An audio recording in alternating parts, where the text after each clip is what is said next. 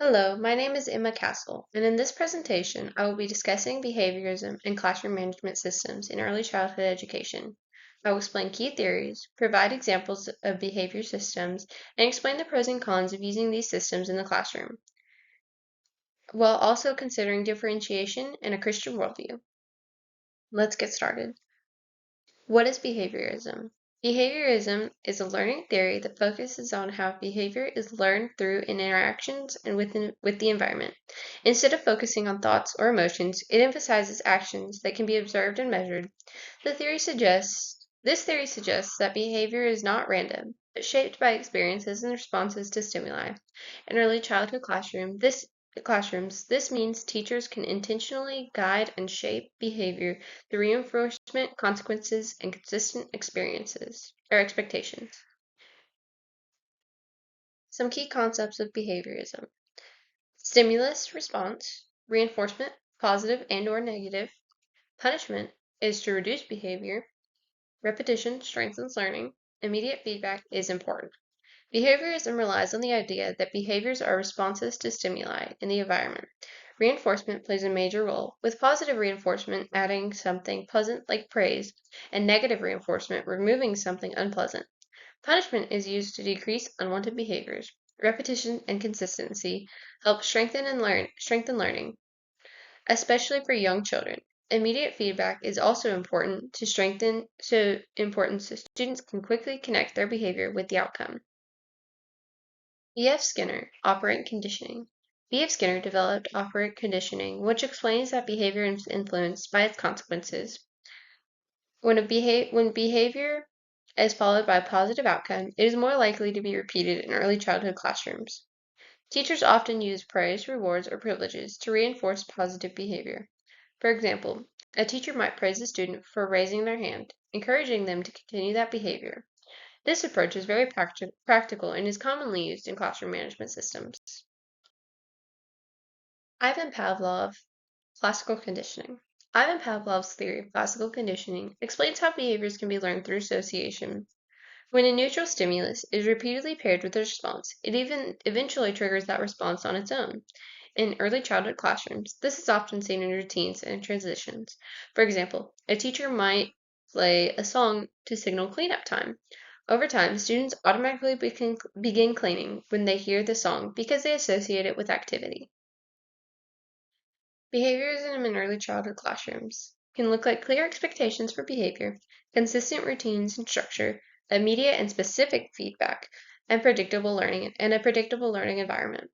Behaviorism works well in early childhood classrooms because young children thrive in structured and predictable environments. Clear expectations help students understand what is expected of them, while consistent routines create a sense of security. Immediate and specific feedback helps children quickly learn which behaviors are appropriate and which are not. This approach supports classroom management by reducing confusion and encouraging positive behaviors.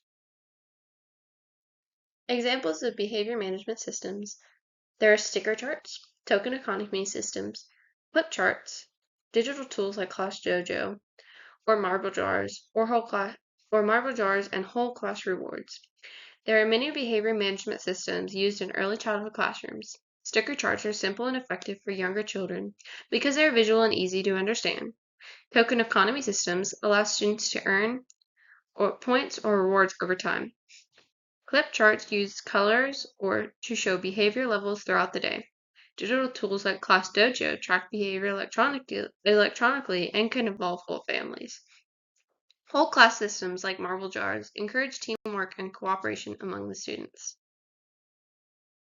Adapting systems by age group. Behavior systems should be developmentally appropriate. Preschool children need simple visual systems with immediate reinforcement.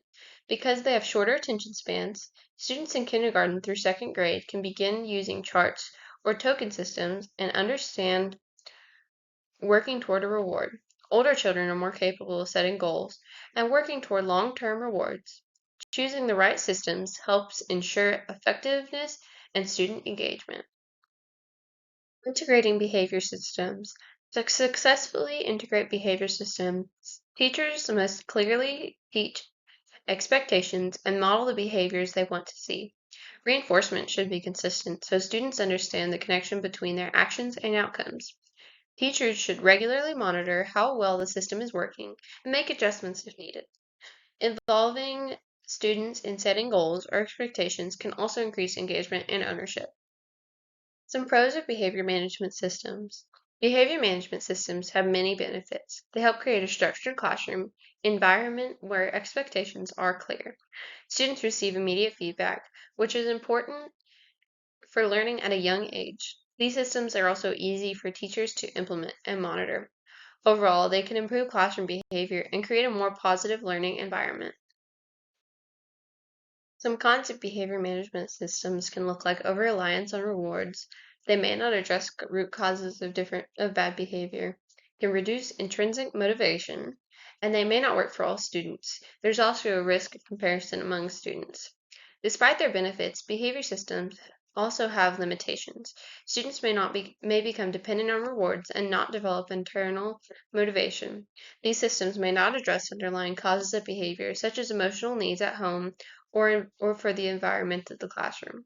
Additionally, not all students respond the same way, and some systems may unintentionally lead to comparison or embarrassment. Teachers must use these systems thoughtfully and carefully. Differentiation and inclusion. It is important to differentiate behavior systems to meet the needs of all learners. Students with special needs may require modified expectations or additional supports. Cultural backgrounds and family values should also be respected when implementing systems. Teachers should collaborate with families and specialists to ensure strategies are effective.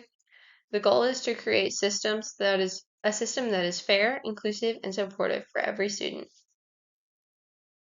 From a Christian worldview, every child is created in the image of God and has inherent worth and dignity. Behavior management systems should reflect these values by promoting respect, fairness, and compassion. Teachers should focus on guiding students toward growth rather than using shame or punishment. Building strong, caring relationships with students helps create a positive and supportive learning environment where all children can thrive. Above are listed my references. Thank you for listening, and I hope this helped.